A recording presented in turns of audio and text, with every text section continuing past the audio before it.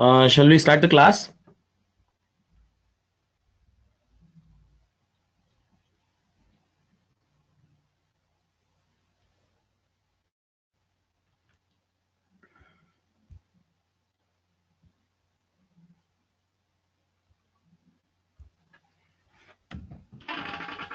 Okay. So I'm starting now. All right. And I hope you're able to listen to me. Please acknowledge if I'm able to listen. I mean, if you people are able to listen to me.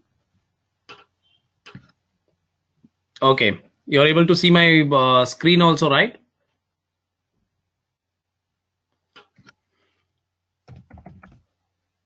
Okay, fine. Yeah, that's good. So we are continuing now. See, where we stopped yesterday is, yeah, I'm sorry. We stopped yesterday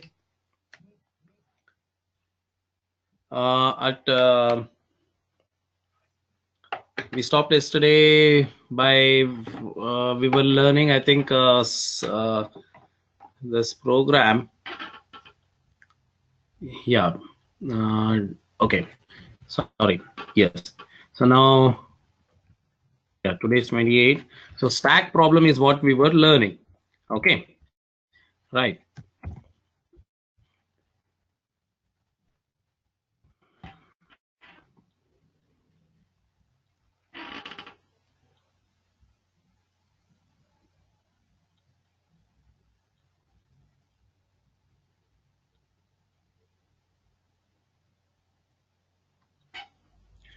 Okay. See, what we had learned is stack. I want you to pay attention now. See, first we created a stack using a fixed size of array. Okay, the object had the array inside it. Okay, right, and the SP, that is stack pointer, we use to track the number of elements and to fetch the top element or to add a new element. For all this, that is mainly to do the operations on the stack, that is push and pop, we use the stack pointer. And then next what we did is we took a very large array. Okay, in the second case, okay, that is on the left side here, that you are saying, and we added one more variable inside the object, that is size. Okay, so now in this case also there is a disadvantage. See, in the first case the disadvantage is that the size is fixed, and the size usually we keep it small. Okay, so every time the user is forced to push and pop, okay, the fixed number of elements. So here we are giving a little bit of flexibility by giving the by allowing the user to decide about the size. But the problem is, if the size is too small or too big, then we face problems, because if the size is too small, then we are wasting so much of space in the allocated array. If the size is too big, which the user is giving, then there would be no space for more than 50 elements. Probably we took this size as 50. So if the user gives the size more than 50, then our program may fail at the runtime. So for this, what we did is, now we simply took an pointer, this STK, that we named it as a pointer, and now we are creating the array in the heap. Okay, so when we are creating this array after taking the size from the user during the runtime, so once we run the program, so it goes to the runtime. During the runtime, the user starts communicating, right? The user starts giving the input. So then we will ask the user to give the size. So after the size is taken from the user, we create the array in the heap. And the address of this is after allocating the memory, the new operator will return this address 1001, which we will store it in the pointer. So that's what we are doing here. Okay, inside the constructor. See, sp equals -1, we are initializing, which is very important. Enter size of the stack. So we are taking the size, and we are creating the array in the creates an array of size size here, which is given by the user here in the heap area. Now a stack of size, the size whatever is given by the user here, say 10, a stack of size 10 is created. Okay, right. So now for this program, what we will do now is we will create the object also in the heap. Okay, right. So the object here, as you can see now, the object is in the stack area. Can you observe here? The object is in the stack area. The only the array is in the heap area. Okay, right, right. So here what we can do is we will go step by step. We'll add a destructor to this class. Okay, right.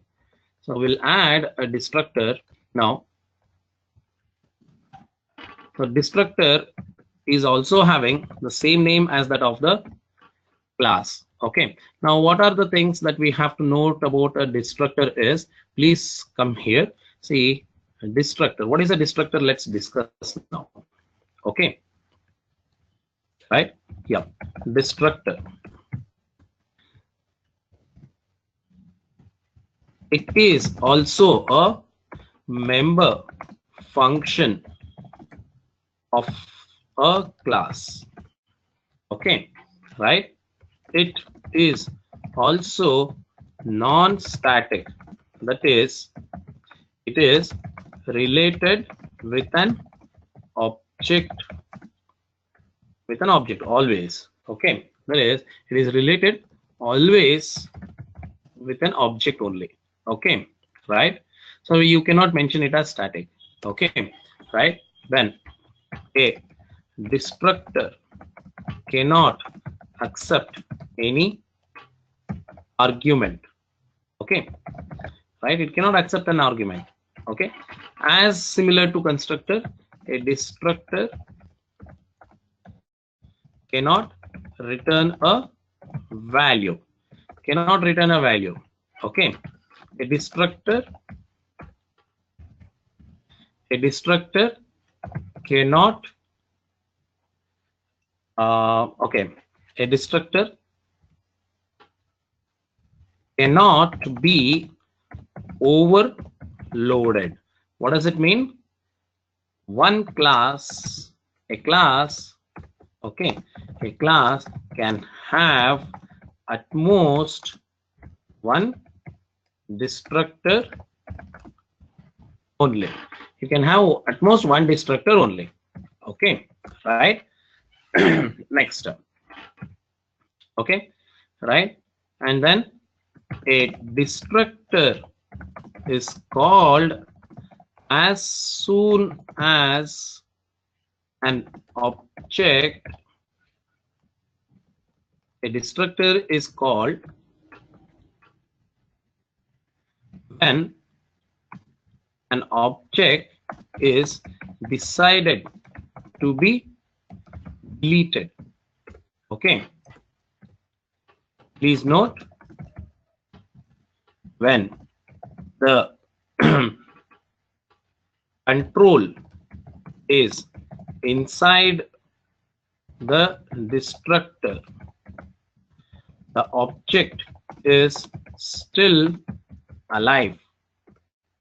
Okay, once the destructor,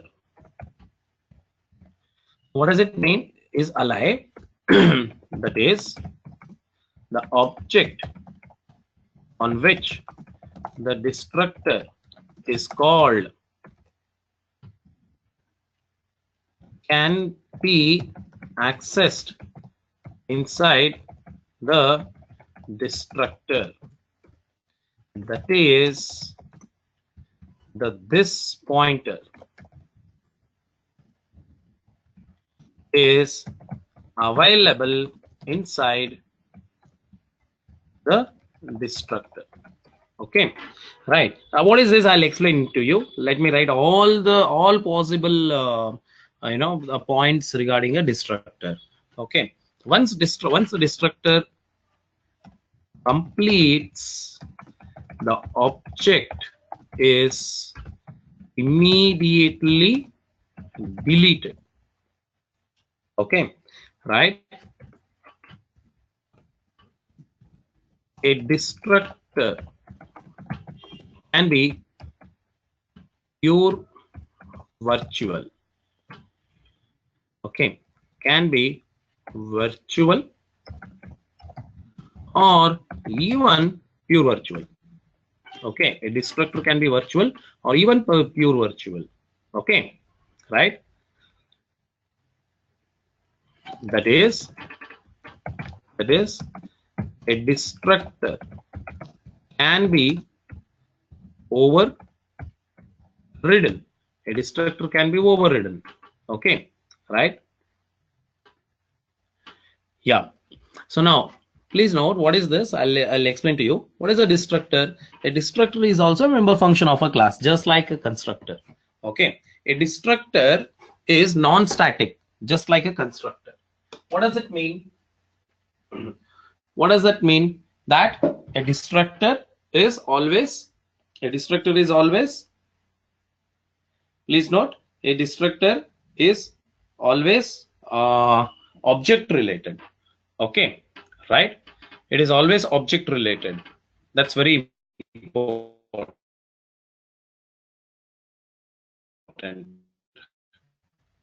All right.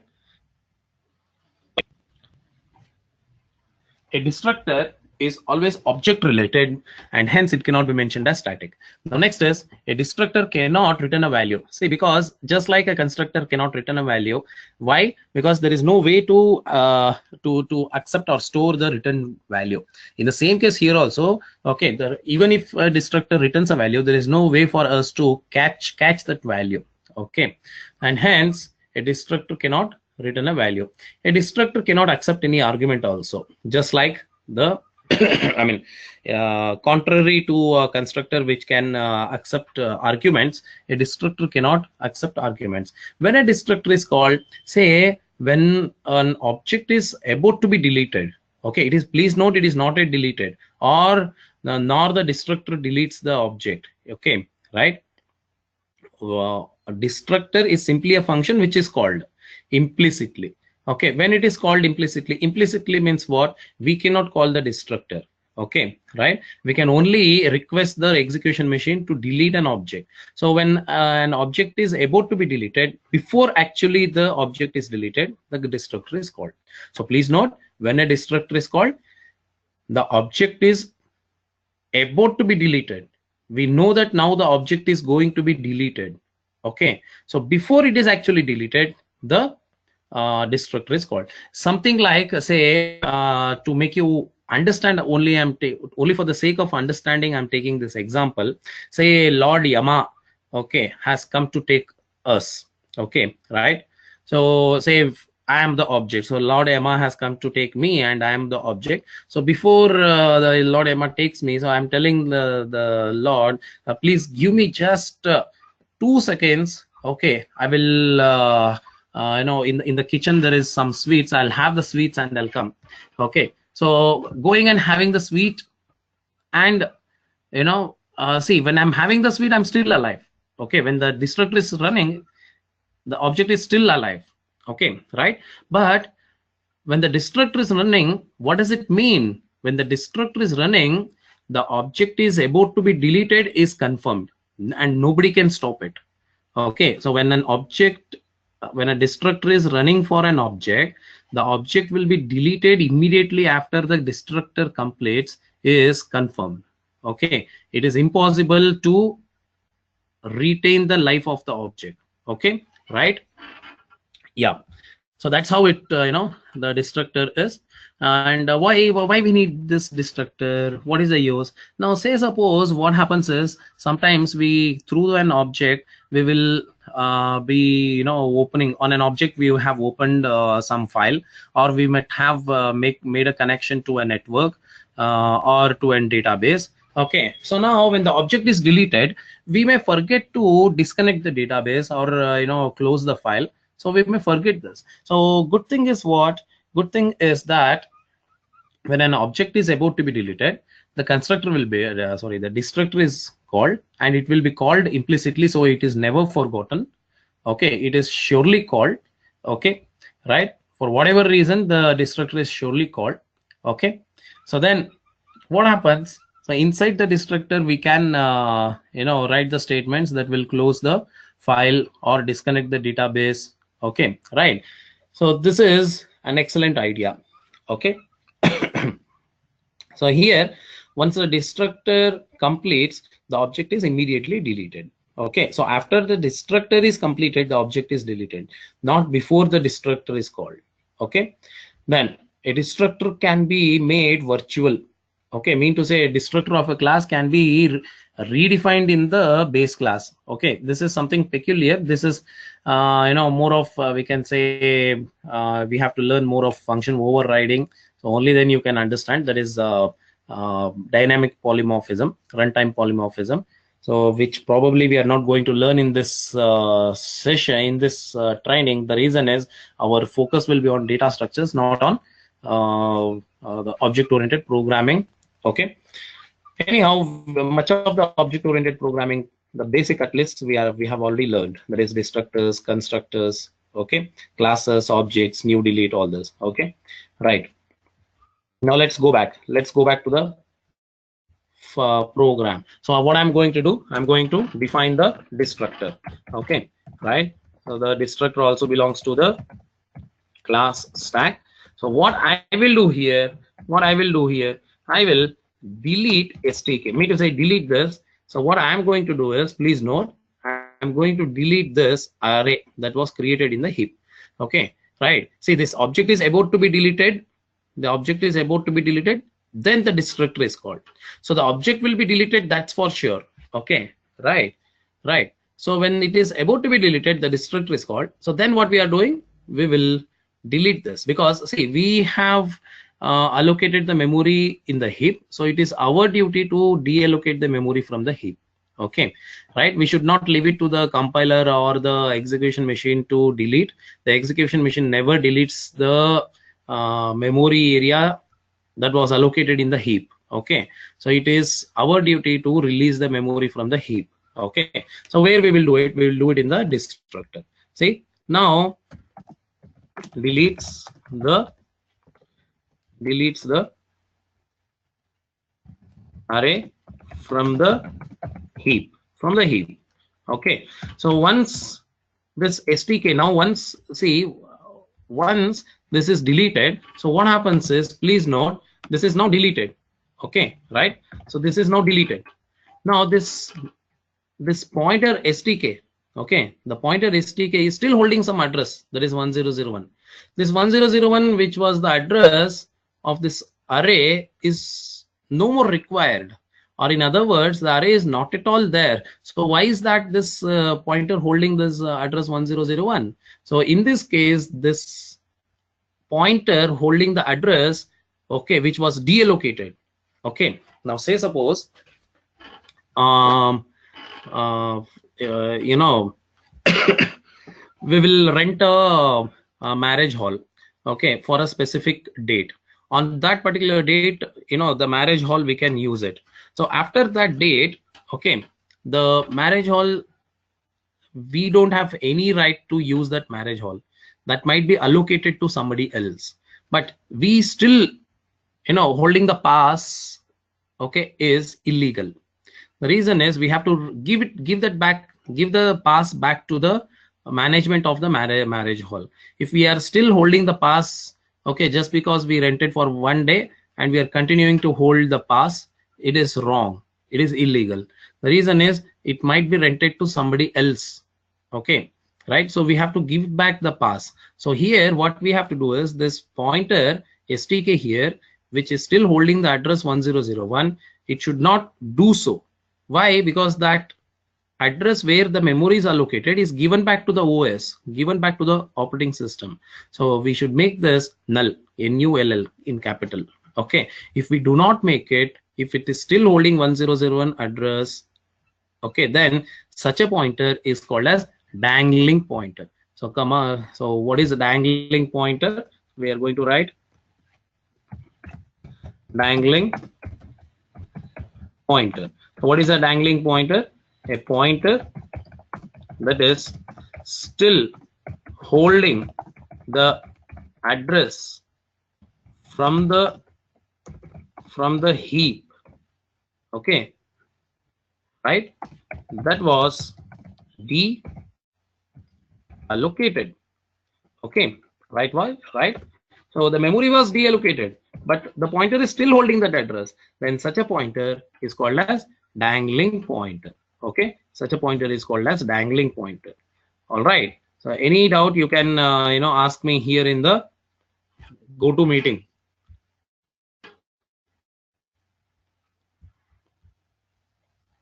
Okay, fine. So now let's continue. So here what I'll do is tk equals null. Delete the array from the heap. Later the pointer becomes a dangling pointer, okay. So what we will do here, CO, the stack is deleted, okay. We'll say the stack is deleted, okay, right. So now let's run this and see what happens.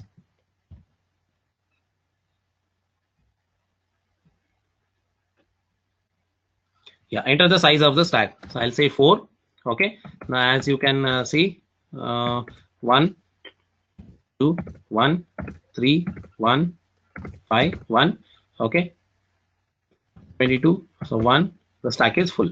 Now displayed, there are 4 elements. Now pop, pop, pop, pop, correct.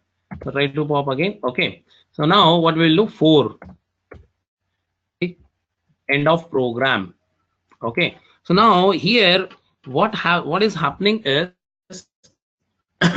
why we are not seeing this the stack is deleted is because, okay, we are exiting the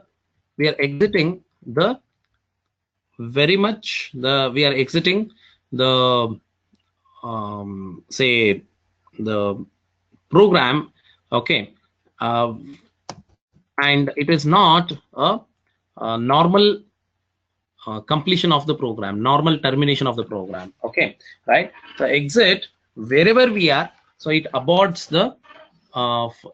the program, okay, right. So what we have to do is to make the destructor work. What I'm going to do now here is, observe, I'm going to create the object in the heap, okay. So created the object in the heap. Now recall, okay, how to access the members of a structure through the pointer. I have explained you through the arrow operator, isn't it, right. So here call all the functions through arrow operator, okay. Now delete, so end of program. So before that what we will do, okay, so before we end the program, so what we will do is we will delete p. So this is not obj now, I'm sorry, this is p, okay, right, p, okay. So we will say delete p, okay, deletes the object, okay, deletes the object. Before that destructor is called, okay, before that the destructor is called. Now let's run this, okay. Say size something I'm giving, so 1 1 1 2. Now display, there are 2 elements. Now you say exit program. Now you can see that the stack is deleted. So please note, the stack is deleted where we have added, the stack is deleted, we have added here in the destructor. So as you can see, the destructor is called when I'm saying delete, okay, delete object. Now in this case, okay, in this case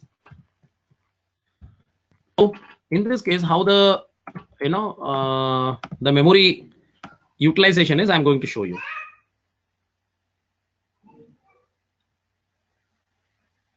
Okay, so now see here, the object is in the heap. Okay, the pointer, I'm sorry, the array is also in the heap, and in the main function, inside the frame, that is in the stack area, inside the stack area, inside the frame of the main, we have this pointer. So we had this p. Okay, p. Okay, now in this we have three things: 1, 2, 3. Okay, what are these? I'll tell you. This is of course the size. Okay, and this is sp, and this is the pointer stk. Okay, right.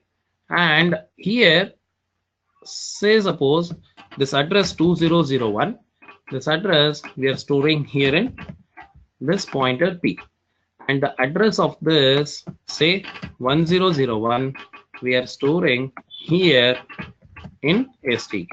Okay, so please note, the pointer is pointing to the object which is there in the heap. The pointer p is not in the heap. Please note, the pointer p is not in the heap, it is in the stack area. Okay, right. So this is stack area and this is heap area. Okay, right. Okay, so now this is pointing to this. Okay, we can use this arrow mark, right? Okay, so both the array and the object, they are there in the heap area. Okay, only the pointer is in the stack area. Okay, right. So this is the memory representation for our current problem. So hereafter we are all going, all the programs we are going to solve using the same way. What same way? It is where we will create the array where we are going to store the elements, okay, of the stack or queue. Okay, right. And then the object also we will store it in the heap area only, and that object will be pointed by a pointer, and the pointer we will store it in the stack area. Okay, right. So this is what we are going to do now. So the changes that we did here is in the main. So we will copy this main function and we will save it here, ds programs. Okay, and what is the changes we did? Create the object also in the heap, add the destructor, okay, right. So now we will add the destructor also in the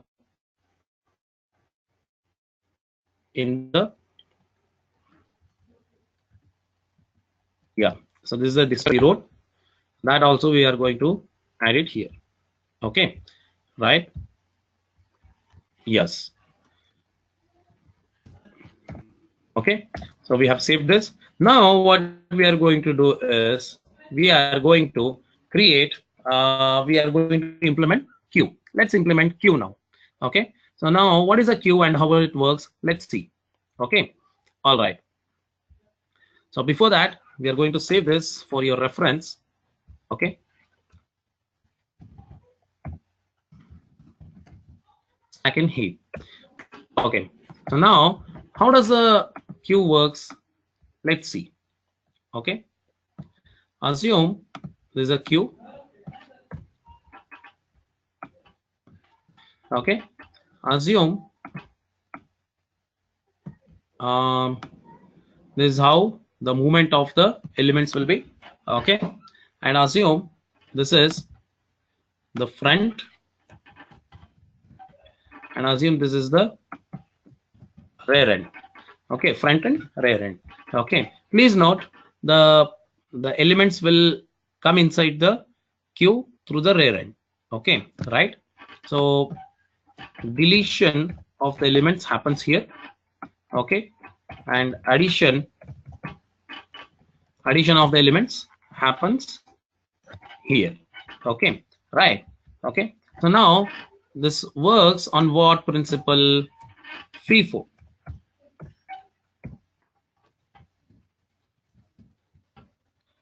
Okay, so this works on the principle FIFO. What is FIFO? First in, first out. Okay, right? So it is first in, first out principle, and here we need 2 pointers.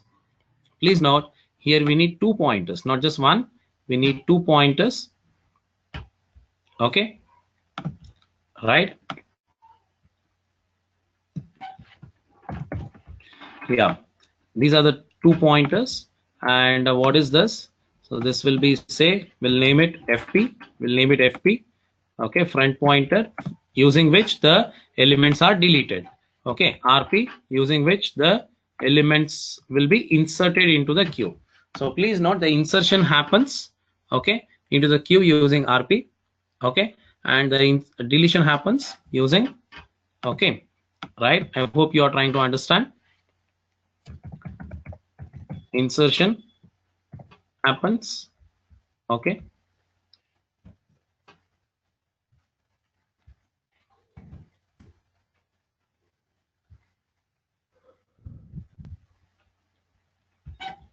yeah. Okay, so now what we will do, this we'll select this.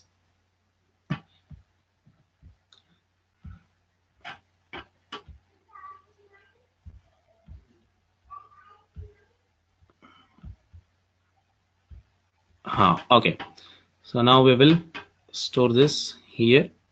So this is about the insertion. Okay, right? So this is used for insertion, and this will be used for deletion. Sorry, oh, I'm very sorry. This will be used for deletion, right? Okay.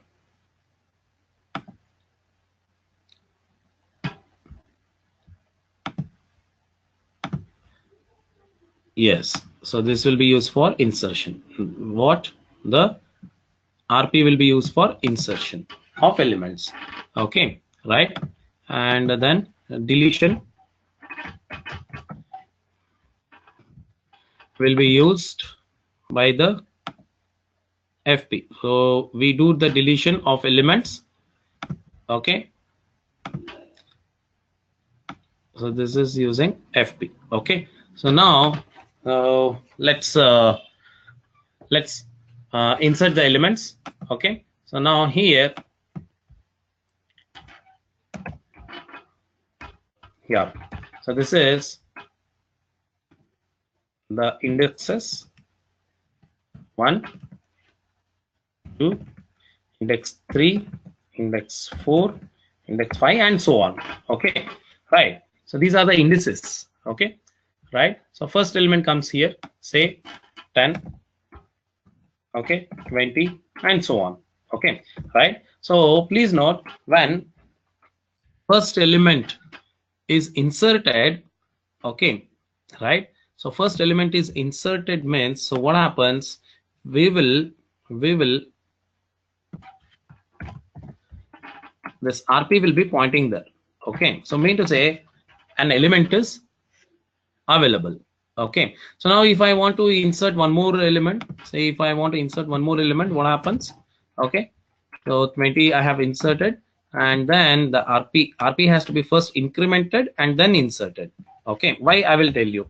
So now RP is now pointing here. So RP and FP at the beginning, they start from -1. Okay, right? So -1 and -1 is where they start from. Okay, right? So why so? Even RP and FP, they are -1, -1. The queue is empty. The queue is empty. Now what is the size of this queue? Let us assume the size of the queue is 6. How come? 0, 1, 2, 0, 1, 2, 3, 4, 5. So there are 6 indices. I mean to say there are totally 6 elements that we can store in this queue.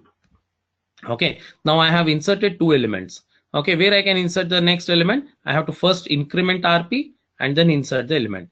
First increment RP and then insert the element. Okay, now if I want to delete the element, first increment FP and then delete the element. So where FP is pointing, that element is deleted. Where FP is pointing, that element is deleted. Okay, now FP is -1, that means to say none of the elements are deleted. If when FP is -1, no elements in the queue are deleted.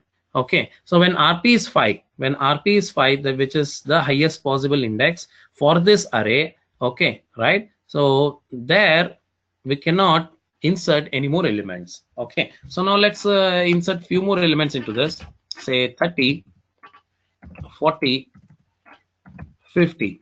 Okay, so where the RP is now? So RP is at the last position. That is, I mean, at the last but one position of 4. So how many more elements I can insert to the queue? I can insert one more element. How many elements are there in the queue now? There are 5 elements. Let's start deleting the elements now. Okay, so how to delete? First you have to increment FP. So I have incremented FP. Now FP is 0. So meaning to say this element is now deleted. Okay, so 10 is not there. So please note, I can delete the element. Okay, next index of FP. So next index of FP is 20. So that is the element I can delete. So let's delete that element. So how to delete? First increment FP. Okay, right? So now what does it mean? The element 20 is deleted. Okay, the element 20 is deleted. I hope you are trying to understand. So now how many empty positions are there? 1, 2, 3. Okay, the index 0 is empty now. The index 1 position is empty, and the position of index 5 is also empty. But how many elements I can insert? Only one. Okay, now say suppose I will delete 2 more elements. Say suppose I'll delete 2 more elements, say that 30 and 40. So where the FP is now? FP is at index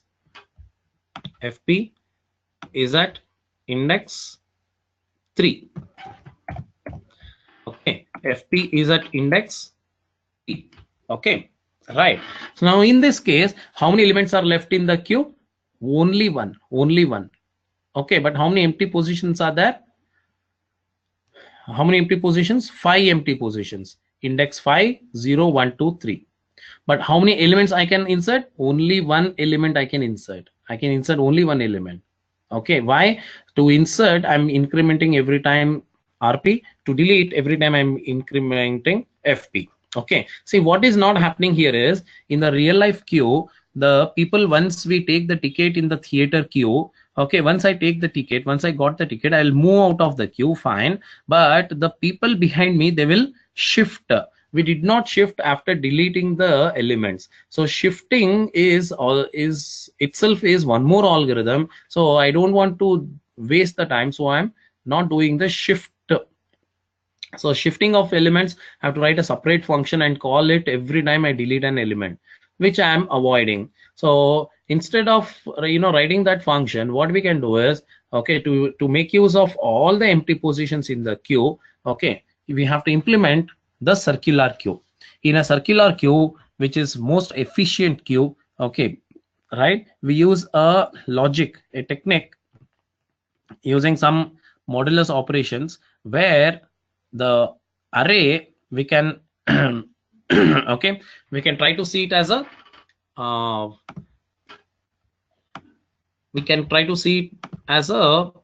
see, so this will be the circular queue. Okay,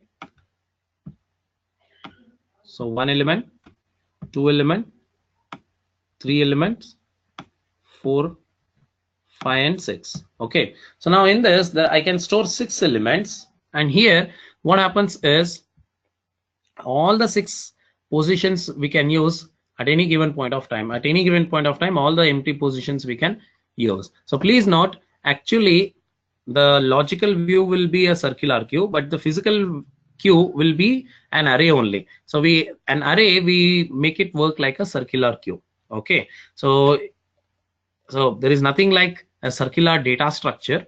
Okay, in the memory, it is linear data structure only, which is nothing but an array. But using the logic, we put the logic so that it looks like an circular array for us, okay, for the user, right? Now anyhow, see, when again, see, now in this case, what is the status of this queue? There is only one element. Okay, now even when I delete that element also, so FP and RP become same. So when FP and RP is same, are become equal, the queue will be empty. That is the observation that you have to do. So when the queue becomes empty, when FP becomes equal to RP at some point of time, what we can do is we can bring them back to -1, isn't it? We can bring them back to -1 so that again we can use all the 6 empty positions. Okay, so what you will do, you will, after deleting the element, after deleting an element, every time you please check if FP has become equal to RP. If it has become equal to RP, then you can insert one more, insert, or say you can reuse all the empty positions. Okay, see, otherwise if you don't do that, what happens is, now say suppose I have inserted all 6 elements and deleted all 6 elements. Okay, so RP and FP both will be 5. Now what is the status of the queue? It is empty. Now can I insert an element? No, because RP is here. I cannot insert and any more element, so it will say queue is full. So how can queue be both full and empty, isn't it? So we will check it. We will now implement the class queue.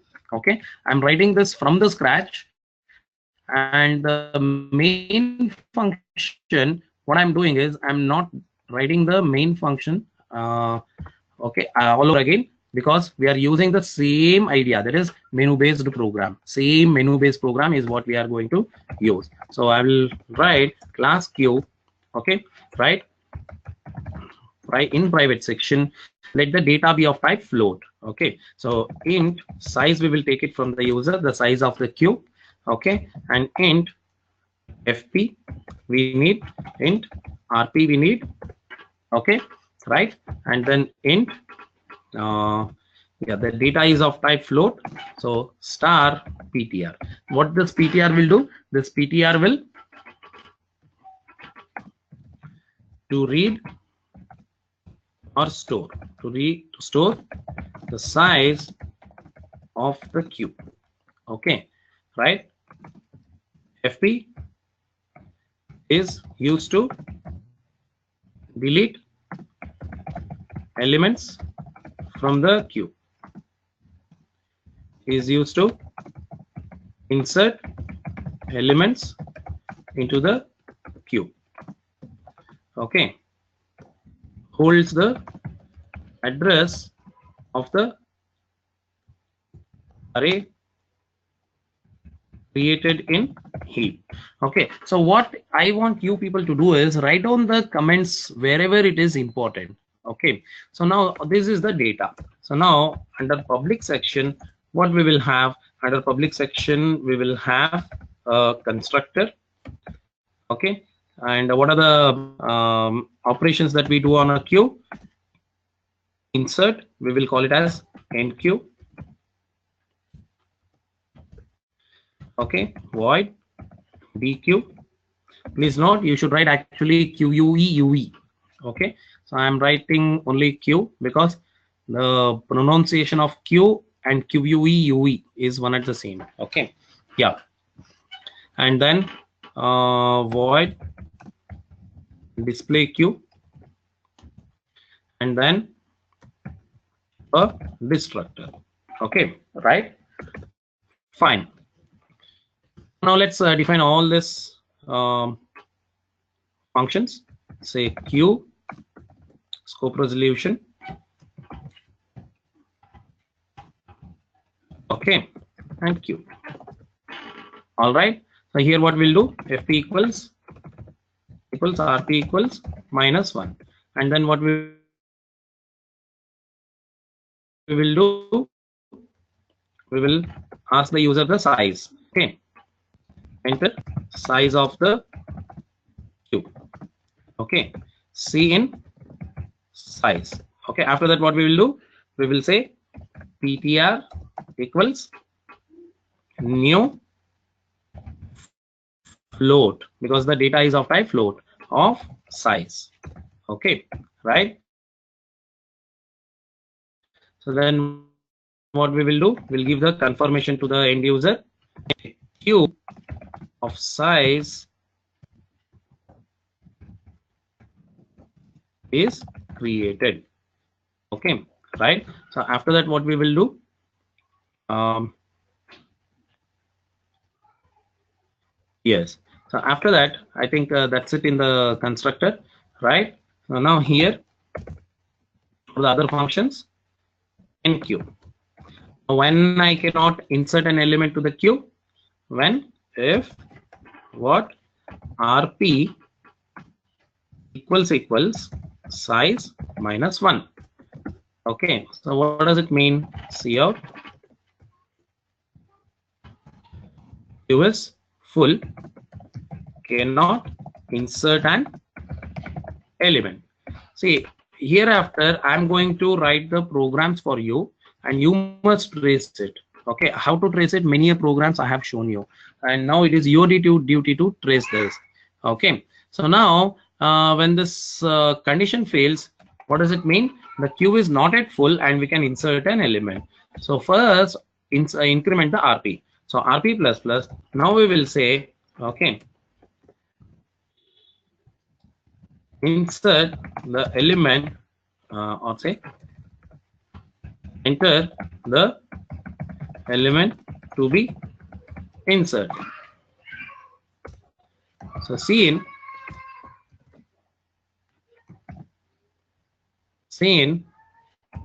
PTR of RP.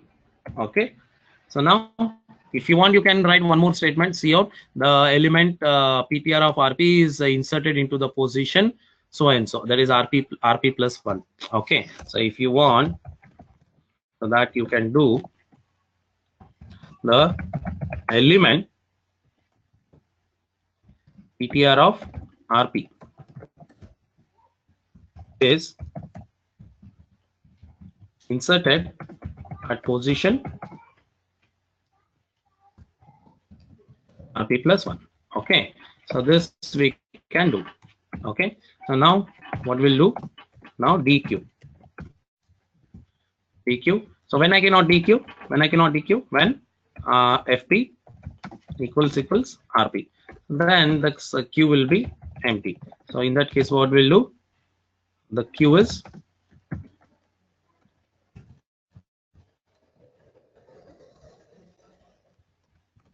okay, the Q is empty, cannot delete an element. Okay, so here return, right? Okay, so now next what? Otherwise we can delete an element. Before that, you have to increment the FP, and you can say C out the deleted element from the queue is okay PTR of FP. Okay, right. So now I'm not checking here if FP equals RP. So if FP equals RP, what we'll do? FP equals RP equals minus 1. So this we must do. So that okay. So what you'll do here, once the queue is empty, okay, bring back FP and RP to minus 1 so that all empty positions can now be used. Okay, right? Okay, so now what we'll do for time being, I'll show you without what happens if we don't write this. Okay, yeah. Now lastly, it is the display queue. Okay, the display queue. Here what we are going to do, we are going to display the queue. When we cannot display the queue, if same thing, so we'll go and copy this.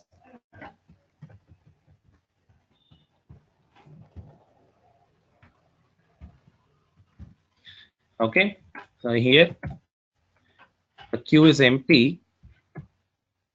That's all we have to say. And then otherwise what we'll do, for int I equals, please note I want you to pay attention here. See where FP is pointing, that element is already deleted. If FP is here, that element is deleted. So we have to start printing the elements from the FP plus 1, from the index FP plus 1.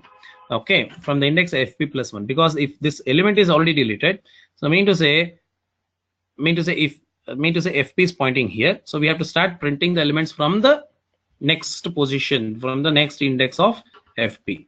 So we have to say here FP plus 1, okay, I less than or equal to RP I plus plus.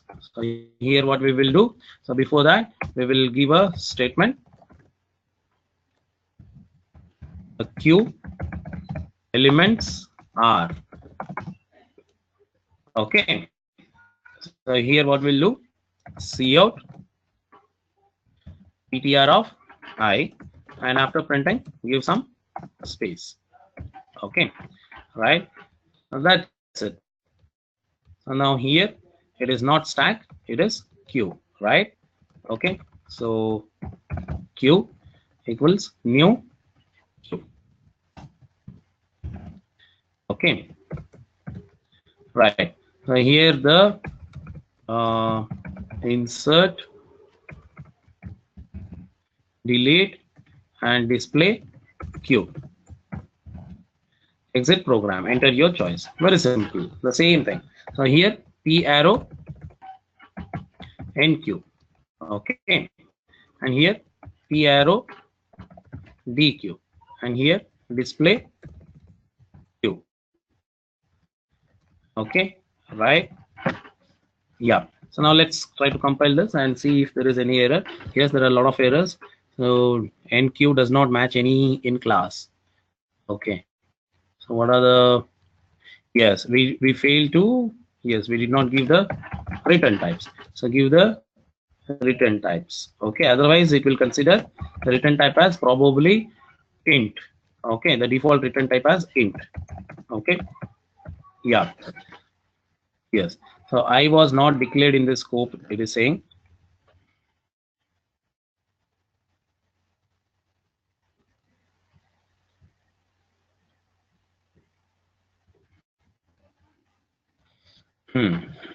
We can declare elements, yes. So here this has to be ended with semicolon, that is the issue. Yes, now undefined reference to, yes, we did not define the destructor, correct. We have mentioned that there is a destructor, okay. Yes, so let's define the destructor, okay. So here what is that we are going to do, the same thing. So we will say here delete PTR, and we will say the Q is deleted, okay, right, that's it, okay. And if you want you can make it null to avoid it being a dangling pointer, okay, right. So now run this, it is finally running.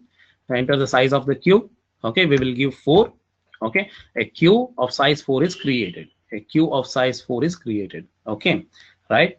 So now insert delete, so exit when you give, the Q is deleted, end of program, okay, right. Now run it again, okay, I'll give 4, a Q of size 4 is created, as you can see. I'll say insert element, enter the element to be inserted, 1.1. See, the element 1.1 is inserted at position 1, okay. Now again insert, okay, so I'll say 2.2, the element 2.2 is inserted at position, okay, right. So that is what you can see there, okay. Okay, so again insert an element, say 3.3. Now display 1.1, 2.2, 3.3 is being displayed, correct. So but there is no proper spacing, so let's do the spacing.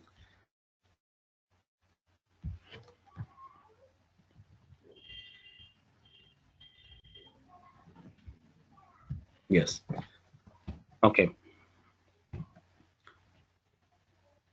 4, 1, 1.1, 1, 2.2, 1, 3.3, okay, 1, 4.4, and again you say 1, the queue is full, cannot insert an element. See, now display the queue.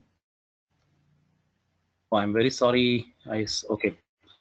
Yeah, run it again, please. So please come again. So I'm created a queue of size 4. Okay, and I'm inserting the elements 1.1, 1, 2.2, 1, 3.3, 1, 4.4. Now display the queue. So 1.1, 2.2, 3.3, 4.4. Now delete the elements 2, which has to be deleted first, 1.1. Why? Because that was inserted at the first. Okay, so first in, first out. Okay, because it is a queue. So now delete. So 1.1 is deleted. 2, 2.22 is deleted. 2, 3.3 is deleted. 2, 4.4 is deleted. Now again try to delete. Again try to delete this. Queue is empty. Now try to display. Queue is empty. Now try to insert. It will say queue is full. Okay, queue will see queue is empty and queue is full. It cannot be possible. What is that? It is problem is the FP and RP both are here at the last position. Okay, so to insert an element we have to increment RP, but we are unable to do it because that's the boundary of the array. Okay, right? So all positions are empty, but we are it is impossible to insert the elements. Okay, so now what we'll do now, bring this to life. Okay, so now you can see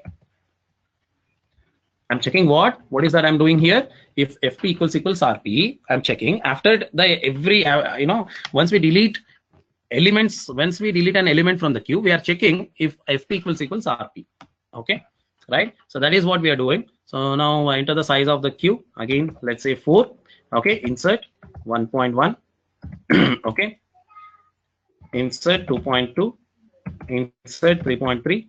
Now display the 3 elements. Again insert 4.4. Now again display. Now you delete 2. 1.1 is deleted. Now display. Okay, delete, display, delete, display, delete. 4.4 is deleted. Display. The queue is empty. 2, queue is empty. Now you insert. So it is accepting. So 1.1. Now you display. There is 1 element. So how many more elements we can insert? 3 more. Why? There are 3 more empty positions. So insert. Okay, 4.4. Again insert. Say 5.5. Again insert 6.6. Okay, now display. There are 4 elements. Again try to insert. Queue is full. Okay, now delete. Okay, 1.1 is deleted. 4.4, 5.5, 6.6. Display. Queue is empty. Delete. Queue is empty. Okay, and we can continue. I hope you have understood this program. So please note, all the programs we are going to do with the same kind of main function, where we will create the menu using do while loop. Inside that there will be a switch block. Okay, and here please note, this will be most important for you, the class. Okay, right? So here we are taking the size, whatever the size the user gives.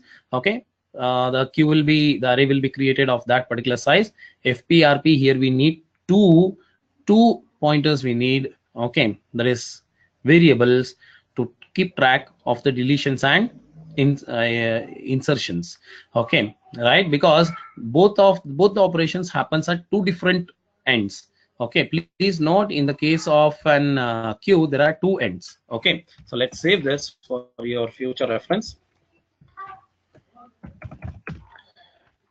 Okay, so now here the operations that we are doing are on constructor. Using constructor, we have to make the FP and RP -1, and we have to create the object would be created in the main, but we have to create this particular array. Okay, in the this object is created in the heap in the main function itself, but we have to create this. Okay, right? We have to create this array in the heap, and that we are doing it in the constructor. Okay, so that's the job that we are doing in the constructor, and we will say a queue is created, a queue of size so and so is created. Okay, what we are doing in the destructor, we are deleting this array that was created in the heap. Okay, right? And in the main function, when the user wishes to exit the program, first what we are doing, we are deleting the object also. So delete the object triggers the destructor which deletes this array. So both this object and this array will be deleted. Okay, and this particular pointer that is there in the main function, okay, it will also be deleted as soon as the main function frame is deleted. Okay, or nothing but when the main function completes, that is the program completes, this p is will also be deleted. But anyhow, this p will be in the stack area, and the object and the array will be in the heap area. Okay, so this object is in the heap area. How come? We are using new, okay, inside the constructor. This object, this array is in the heap area because we are using new in the constructor. This object is there in the heap area. Why? Because we are using new on the to create the object in the main function. Okay, right? I hope you have understood. And then goes the logic here to insert the element. How? When I cannot insert the element? When the queue is full. So how to know the queue is full? When the RP is pointing to the last index of the array. So last index of the array is always size minus 1. Size minus 1 is always the last index that we know, isn't it? Okay. Otherwise, what we'll do, we'll first increment RP. Why we are first increment RP? Because it is starting from minus 1. Minus 1 is never the index of an array that we know.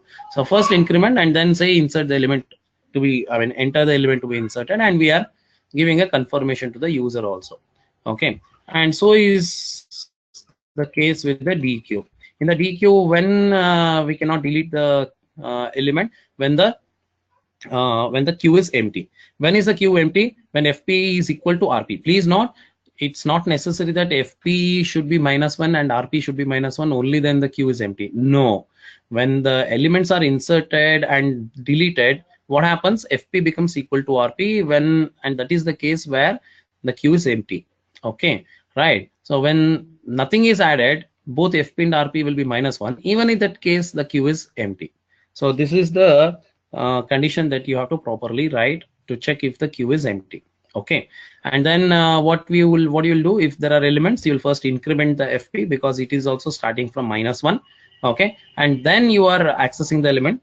Okay, so where the FP is pointing to in the array, that a particular element is deleted. If FP is 0, that is index 0, that is the first element, that will be deleted. Okay, right? And then every time after deleting the element, what we are doing, we are checking if the queue is becoming empty. If it is becoming empty, we are bringing both FP and RP to -1 so that we can reuse all the empty positions of the array. Okay, then display. When we cannot display, when the queue is empty. How to check if the queue is empty? Again, the same condition, that is FP equals RP. Okay, so in that case, the queue will be empty. Otherwise, there will be some elements and we can display them. So from where the elements will start? FP +1, because just now I told you where FP is pointing to, that particular element is deleted. Okay, right? Until where it will go? Till RP. Okay, because where RP is pointing to, okay, there is an element. So where we can insert the elements into the queue? After RP. Okay, that is RP +1 index onwards. Okay, so we can insert the elements into the queue from the RP +1 index onwards. Okay, right? So now let's go on. And the main, we are creating the object in the heap. Okay, and the do while loop, okay, that we have used for all the previous 4 to 5 programs. Okay, so now let's copy this and let's save it for your future reference. Okay, so this program was program to implement queue. What type of queue? Linear queue. Okay, in heap. Okay, right? So I have saved this. Okay, and tomorrow we are going to practice some other programs. We are going to practice some linked list programs tomorrow. Okay, right? So tomorrow is the 1st of March, right? Yeah, tomorrow would be 1st of March. And what is that we are going to do? 0, 1, 2018 would be linked list programs. Okay, right? So I'm going to show you linear linked list. Okay, right? Doubly linked list. I'll see if time is permissible. Then I will show you the doubly linked list example also if time is permissible. Okay, right? So in this linked list, we'll add elements at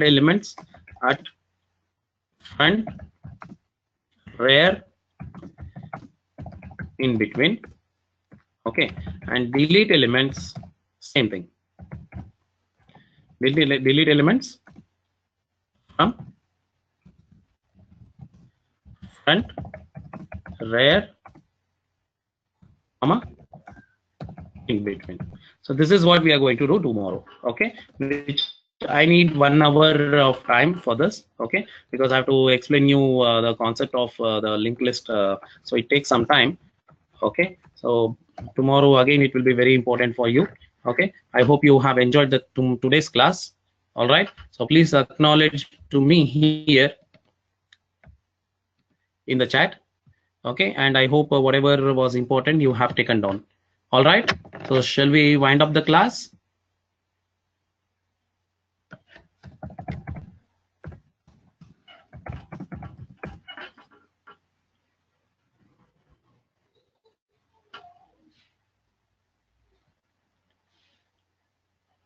Yeah, okay, anyhow, I'm winding up the class. Thank you all.